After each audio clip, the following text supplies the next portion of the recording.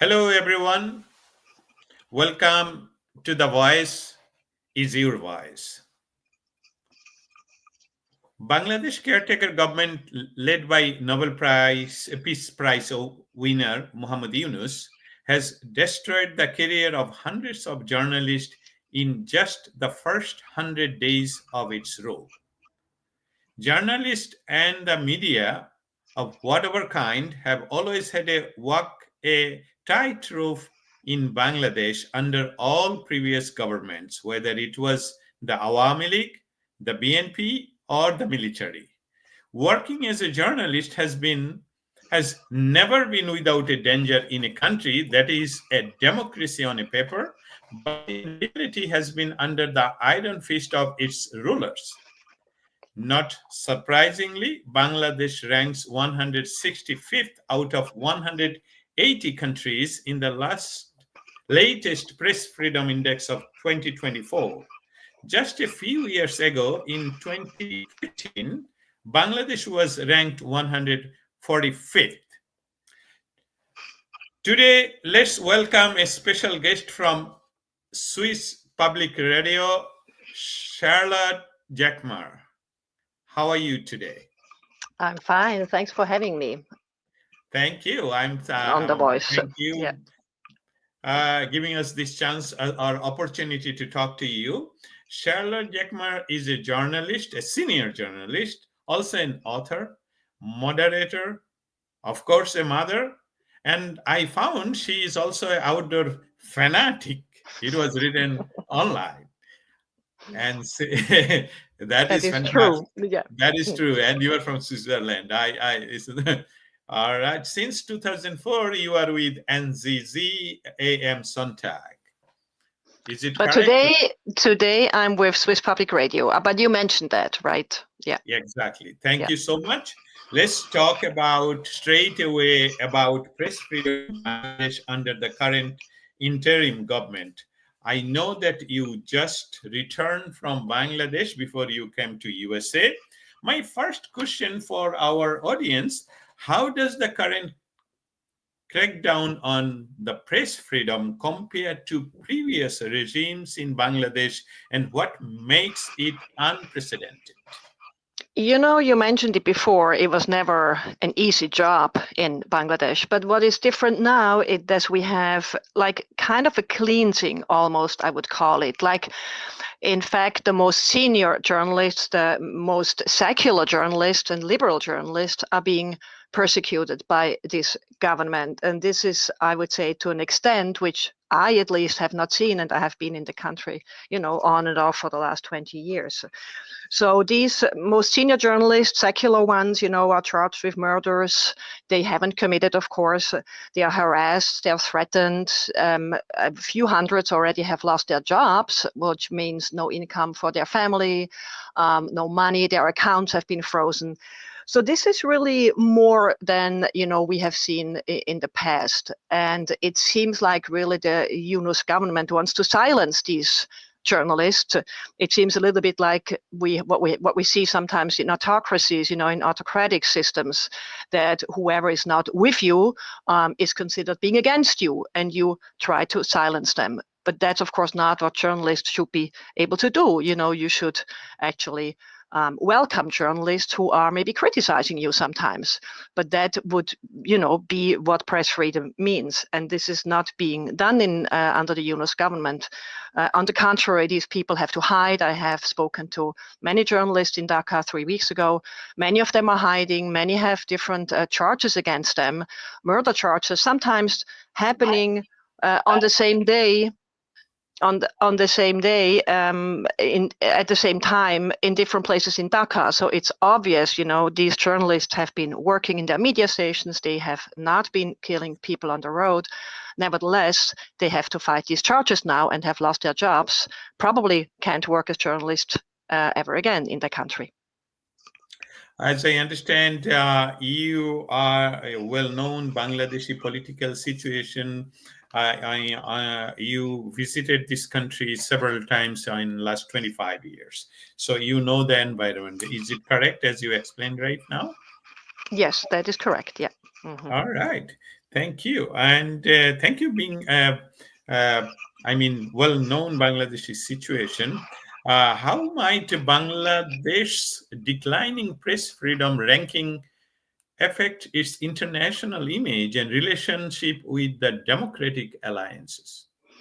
I don't think it helps Bangladesh in this situation they're in now. I mean, everybody was hoping that the Yunus government and the student movement would really turn a page in the history of Bangladesh in terms of being a country open to everybody, welcoming journalism, and this doesn't seem to be the case, and that makes it more difficult for democracies out there, like Switzerland, like other European countries, like the US, to say, okay, let's go down this way. I mean, it's easier for us to welcome Bangladesh in the international community if we see that press freedom is really being defended. And right now we don't see this, and this makes it definitely more difficult for democratic countries to welcome Bangladesh into our community. I don't think it's going to help Bangladesh right now in this moment. So, as I understand, you also had a hope on the on Yunus government or Yunus or Dr. Yunus that it will be in better shape, Bangladesh, with the press freedom and other human rights. So, you now, after visiting Bangladesh, you have different picture. You want to say this again? Is it that? Yes, that is exactly what I mean. We were hoping that when we heard in the West that Mohammad Yunus is heading this interim government, we had a lot of hopes. And then a few weeks later, we realized that a lot of our journalist friends, hundreds of them are persecuted, are being thrown into prison. Even there's a few have died already in prison. They have Yes, of course. mysteriously fallen ill. So this is not what we expected from a peace or a Nobel Peace Prize laureate. We expected the opposite, the contrary, that he would embrace everybody and every opinion. I mean, just because you have a different opinion doesn't mean you're against somebody. And as I have stated in other pieces, the press freedom is in a democracy, in a real democracy, the press freedom is the fourth pillar. You have the executive, you have the legislative, you have the judiciary, and then you have the media, which is a fourth pillar of every real democracy. And I was hoping that this would improve under Yunus, but that's not the case. So, what can international organization and foreign governments do to support persecuted journalists in Bangladesh? Because, as you mentioned, there is no hope from the government, from the interim government. It doesn't seem, unfortunately, to be the case that they are not very helpful right now. Well, the international community and international organization can raise awareness inside Bangladesh, outside Bangladesh, of what is happening under Mohammad Yunus's interim government. I think raising awareness is already a big thing. Yes. Unfortunately, right now we have a lot of other crises going on in the world. So Bangladesh has always been a country not getting much attention, Exactly. unfortunately. But raising awareness, I think that's what we have to do. And what about the foreign, not only the organization? What about European Union as a union or countries individually like Switzerland, UK, Germany, even Czech Republic? What you think that the best way to reach out to this government? What's happening in Bangladesh? Because I want to thank you that you visited Bangladesh immediately when after returning you wrote an article, and I'm so happy that you also gave an opportunity to talk to you live and ask you the question what you've seen in Bangladesh. I didn't ask you straight away what you've seen in Bangladesh, but I want to get most of them. You feel free to explain when you went last time before Dr. Yunus is in the power and when you went this time. But in this question, I really want to ask you again: how can we, or as a journalist, friend of journalists, family members, how they can reach to the government, foreign government like European Union? I think what we all have to do and what we do, I have a lot of colleagues who are doing this. They are reaching out to their own governments, to their own embassies in Dhaka. They're writing mails, they're writing letters, telling them that they should, make pressure on the Yunus government to release these journalists, to drop the cases against these journalists. Their cases are all fabricated. They're not true. No journalist has killed anybody. They are used as scapegoats. The students who were killed in that coup were killed by the police, and they were not shot by journalists. So these journalists have just done their work, but they might have different opinions sometimes as the current government. But that's not a reason to imprison them. And so we have to, as a community, we have to reach out to our governments, to our embassies, and write letters and ask them to help and ask them to make pressure on the Yunus government. I don't really see another way. One other way would, of course, be to stop sending money to Bangladesh. A lot of these countries, a lot of Western countries are big donors of Bangladesh, the US as well. That would be, of course, a very, good tool to make pressure, but I don't think that the Western governments are actually willing to go this far. I understand. Thank you so much. As you also explained that Bangladesh, there are so many things going on in the Middle East, now Syria and China, Ukraine, and everywhere. So, but still, our friends, our colleagues, is in the jail and they are in condemned cell. Today, I asked the same question to the State Department to get awareness and what US will do. They already told that yes, we are in contact with my interim government, and must be the press freedom must be upheld in everywhere, not only in Bangladesh. That was the answer. But as you know, also America, United States, they always say one phrase that journalism is not a crime. Journalist is not doing a crime. On that sense, if I ask you what immediate steps can be taken to protect female journalists like Farzana Rupa facing targeted violence, and we have reports that she is really under some violences inside the jail. I mean, a female journalist being imprisoned in a jail in Bangladesh is itself already very worrying. Because we don't have many female journalists in Bangladesh. Farzana Rupa has been a very outspoken activist. She was defending women's rights throughout her career. She was filing a lot of stories about corruption. She was especially doing a lot of human rights things, and expressing and being spoken out about women, against women's violence. Against violence against women. I wanted to say, sorry. Yeah, exactly. And of course, this is something in a country where now it seems that the Islamic forces are gaining traction, are becoming stronger.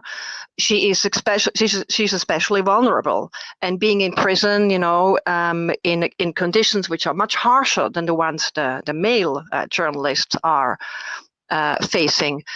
This is very worrisome. And here we believe, the journalists abroad, we believe that she's imprisoned also as a warning to other females, to other girls, to other women. Don't speak out too loud, don't fight too much for female rights. And that's especially worrisome. And here I think the international community would have to speak up and step up even more than they have done so far. Thank you so much. Why you think? Why is press freedom under the Dr. Yunus government getting so much under pressure? What's going on? What they are thinking? Why Dr. Yunus is doing that? What is your feeling? Because you went to Bangladesh, you talked to street people, you talked to even influential people, and why is that? Why? He's not a politician. He's just in a position to make a roadmap to a democratic election, as we understand. What is your feeling about that? You know, I'm an economist. I'm not a politician, and I really have never really been interested even in Bangladeshi politics. But I had to kind of get to know it a little bit more. And I asked that question because I didn't have an answer. I asked the questions to everybody I met in Dhaka this time 3 weeks ago, to every journalist I met, also to the ones who are hiding now because they are threatened. And everybody kind of told me the same thing, that either Mohammad Yunus is not able to do anything because he has been hijacked by the Islamic forces, you know, these advisors who tend to be more Islamic oriented maybe than secular oriented, or maybe he's not willing to do anything because he, of course, let's be honest, is also profiting a little bit from that coup. You know, he had himself charges against him. He had been sentenced to a few things. He had a big tax bill to pay, so he Exactly. was Exactly. so you know, let's face it, he's also profiting from that coup, from that change of government, and now he's in power. He always wanted to be in power. He had aspiration once for a political party. He failed miserably, like maybe 10 years back or a little more. So now he is there where, 15 years back. Yeah. Right, or 15 years. So now he is there where he always wanted to be. He's in the driver's seat, and he can take, let's say, revenge, maybe, you know, on some people who were against him in the past, who have maybe attacked his Grameen Bank. That's a dossier I know a little better, you know, because I'm an economist. So all these factors might play a role.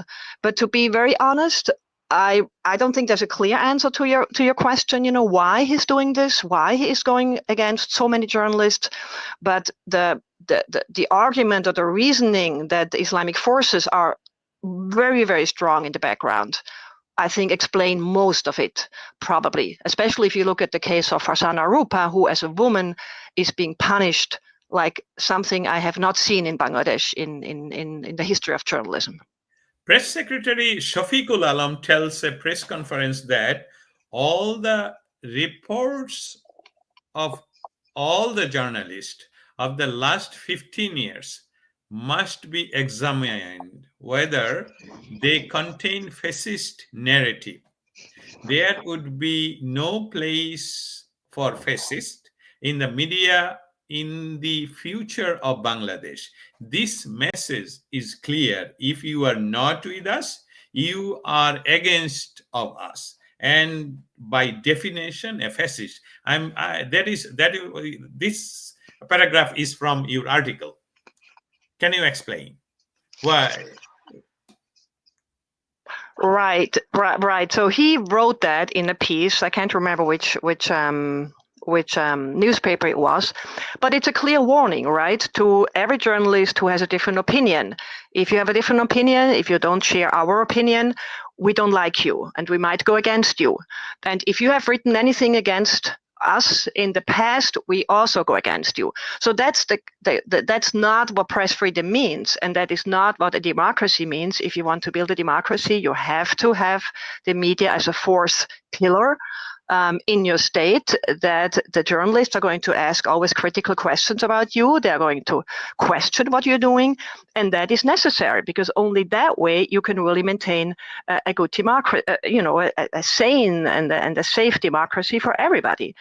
Like, look at autocratic states like Russia. I mean, there, journalists fall out of the window. Well, here in Bangladesh now, they die in prison because they have to sleep on the floor, they have no blankets. So, of course, they fall ill. Of course, they develop pneumonia, and then they die. So that is not how you accommodate press freedom. Press freedom means everybody can express their opinion. They can write whatever they want, as long as it's within the laws, of course. But that's what should happening, and it's not happening under Mohammad Yunus right now. And also, as Mohammad Yunus press secretary Shafiqul Islam, that I have that not only from your article. I read it was widespread on all Bangladeshi newspaper. Another thing is international organization like Reporters Without Borders, also Committee to Protect Journalists, and many other human rights groups around the world have called for their immediate release. But Dr. Yunus government or any of their government entity are not listening. Even they do not have any court date. They don't have any hearing on that.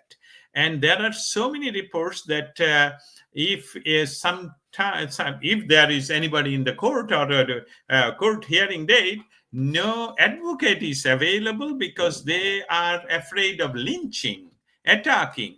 And what is your comment on that as a senior journalist, as a human rights activist, also a good friend of Bangladesh? Please. Again, I don't really understand why they are doing this, because they don't make themselves a lot of friends in the free world. But it's exactly what you're saying. Like, if you take the case again of Farzana Rupa, she has been in jail for 4 months now without any proof, without any evidence. She didn't have access to her lawyer since she's in prison. She has no access to healthcare. She has to sleep on the floor. She has minor children at home. Her husband is in prison too, just because he is her husband. There have been cases also being constructed against him. They were arrested without that there was any proof against them when they were arrested. All these cases were fabricated after the arrest. So if you look at all these things, the only thing you can say, there is no rule and order in Bangladesh right now. Like, nobody respects, obviously, laws. Laws are in place, but they're not being respected. I mean, your constitution says that the constitution of Bangladesh has to protect the press freedom, has to protect journalists. Well, this is not being done right now. So the only thing you can conclude from that is that there would be law and order on the paper, but it's not being practiced right now. And how this will go on and how long maybe the international community is gonna just look and do nothing, I don't know. I wish they would step up more and faster, but there's always hope. Yeah, well, you understand the situation. You told you are an economist, you are a journalist, and you are not a politician, but you understand the situation, what's going on. The politician, European Union politicians and American politicians, why you think they are not looking at that? It is clear that there is written everything, but there is no law at all. No rule of law, there is no judicial system working, no police system is working, and we are not even asking Dr. Yunus, is it, why is like that? Because you understand, I understand, every normal people are looking at that, what's happening, why the government is not looking at that, because this is Dr. Yunus. Yes, I think it has to do with that. First of all, we have to say Bangladesh is a sovereign, country. It's not on the other countries to talk into their internal affairs, of course. What we try to do is to save human rights. Yes, exactly. I come to that. What we try to do is we don't want to talk into their affairs. If Bangladesh wants to become another Pakistan, fine with me. What I don't want is that my friends who are journalists, are dying in prison. So that's what I want. I want to protect my journalist friends. That's my only goal in writing and talking to you right now. So from a point of view, human rights, freedom of the press, that's my point, and that's why I talk out. So why is the West looking away, besides not wanting to meddle into internal affairs? I think because Yunus has probably perceived by the West like a savior. When Yunus came up with the Grameen Bank, a microcredit system, the West was happy about that, because the West feels always a little guilty. We are rich, you are poor. This is an exaggeration now, black and white, but so there's somebody coming who says, I have a system, microcredit, with that one we can solve poverty. So everybody was very happy, we cheered him, we thought that's a great guy. He got medals, around his neck from different politicians, in the world. So everybody was happy, right? That microcredit is not working as we all hoped it would. Exactly. Exactly. That's another discussion. But definitely the West, if they hear the word Yunus, they think, oh, that's going to be fine. Well, if Yunus is there in the driver's seat, everything is going to be fine. And nobody would have expected that under a Nobel Peace Prize laureate, press freedom is suppressed and persecuted like it is done now. Nobody expected that. And probably the West doesn't really like to acknowledge that this is the case. Exactly. It's interesting that you ask me these questions, because we reached out many times to the Norwegian Nobel Prize Committee. Many times we wrote mails, and we said, don't you want to, talk to Yunus and ask him, and tell him, look, this is against human rights, what you're doing. This is against press freedom, what you're doing. Yeah. And we never got an answer. To this day, I never got an answer from the Norwegian Nobel Prize Committee. So, I mean, what is this title worth of being a Nobel Peace Prize winner, I ask you. And we have to start thinking that it's maybe not such a high value to that title. But in any case, it has to do, Yunus, the figure of Yunus being at the head of the Bangladeshi government right now, doing things we didn't expect him to do, is hard to acknowledge for a lot of Western leaders. Thank you. I got actually two questions I wanted to ask about Nobel Prize Committee and also about microcredit, and you already touched that, and in future we'll talk about microcredit. Let me ask you another question. How do you see the growing influence of Islamic forces in the interim government affecting Bangladesh secular identity? The Bangladesh, one pillar of being Bangladesh is a secular country. That is in our constitution, one pillar. So now you visited Bangladesh, we see from outside, we are getting everyday video news from the individuals. They are harassed, killed, tortured, lynching, and behind them is a big Islamic fanatic or as Islamic forces. Also just yesterday, one of Dr. Yunus' advisor, he is a very influential advisor. He opened or posted on social media a big map, included Indian territory, that they should capture it as a bigger Muslim Bengal.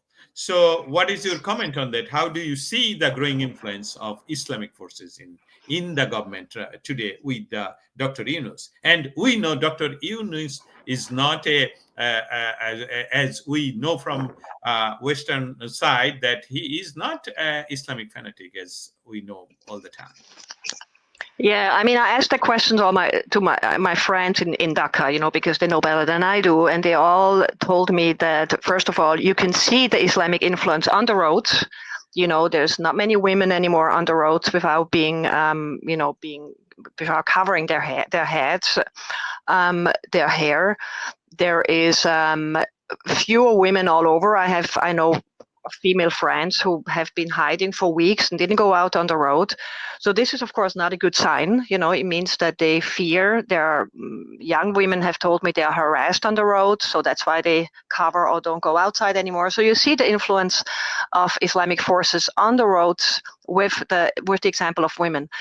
And then I think, as I said before, it could be, I believe somehow that the Islamic, movement was probably in the making of this coup for a long time. This was probably not something which happened overnight. And they just caught the moment of the students' movement and caught that occasion to kind of come out and be now the strong guys right now. So kind of like, some journalists told me they hijacked the country. They hijacked the Yunus interim government. Whether that's true or not is hard to say from outside, but what you can see is that the Islamic forces are very strong. You can talk to any woman, they will tell you that. You can talk to the journalists, they will tell you that. Everybody's afraid. A lot of people have fear. A lot of people are hiding.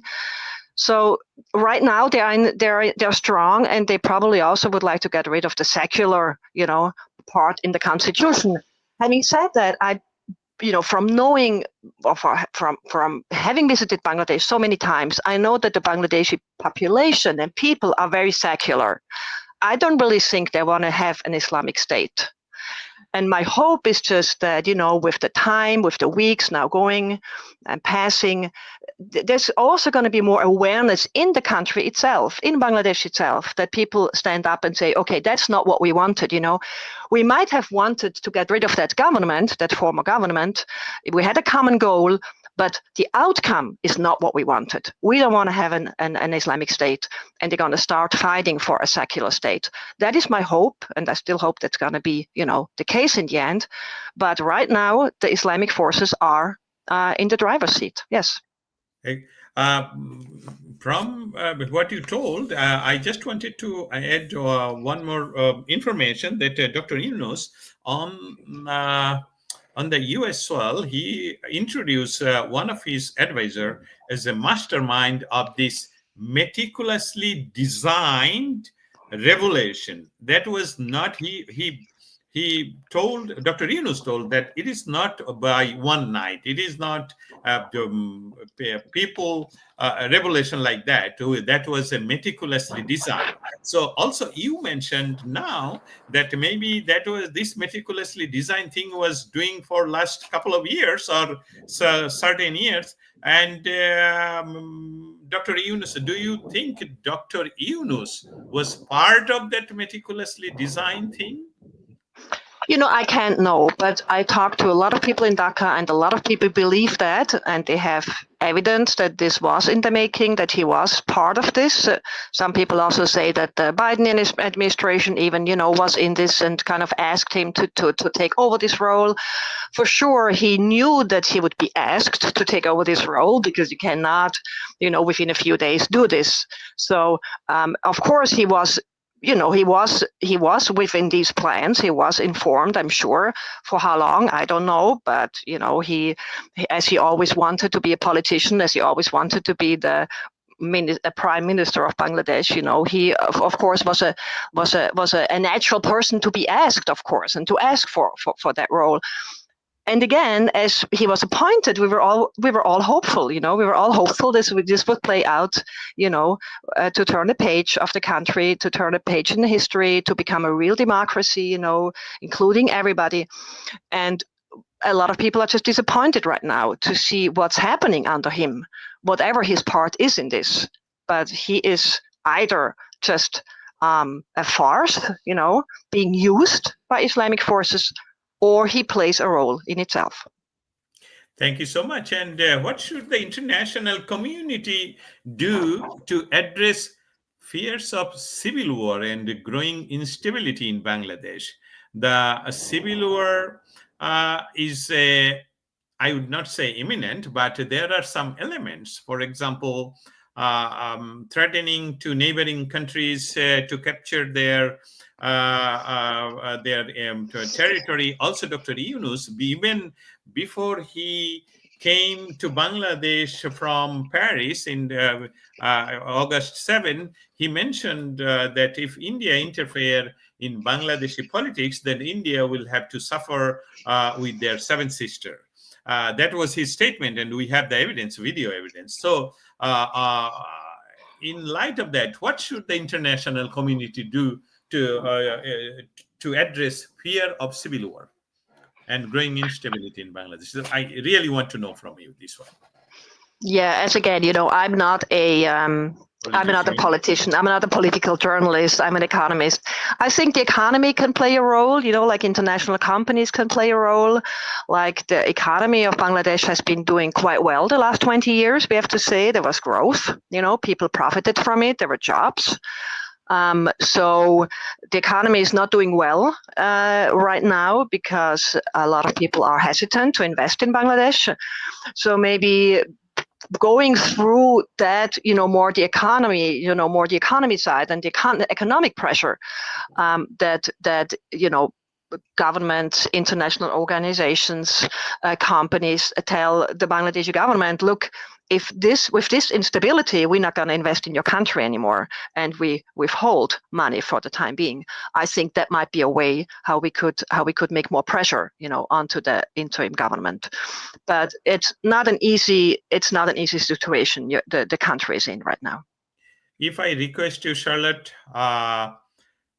by this media, if you want to send any message to Dr. Yunus' government, what for the press freedom, for the journalists that they are in the jail, and that you have, take your time. I just want to give you this chance if you want to say anything to our interim government guy. Thanks for this question, Dastagir. This is very easy for me. I met Mohammad Yunus, I think 3 times. I interviewed him twice in Switzerland. I met him in Dhaka at the Daily Star birthday party, a few years back, and I always appreciated his work. You might be critical about, microcredits, but I always appreciated what he did. And the only thing I really would like to tell him is just drop all these cases against the journalist. They're all fabricated. They're not in your interest, even of a modern Bangladesh. Release all the journalists, you have incarcerated, you have imprisoned for no reason. Just stop this cleansing going on. It's not going to be helpful. It's not going to be, beneficial to your country. You're going to lose the support of probably a lot of Western governments if you go down that road. So just stop it. Stop the cleansing. Let these people do their work, and uphold press freedom as your constitution states. Thank you so much. You're welcome. Thanks for having me. Thank you. Bangladesh caretaker government led by Nobel Peace Prize winner Mohammad Yunus has destroyed the career of hundreds of journalists in just the first 100 days of its rule.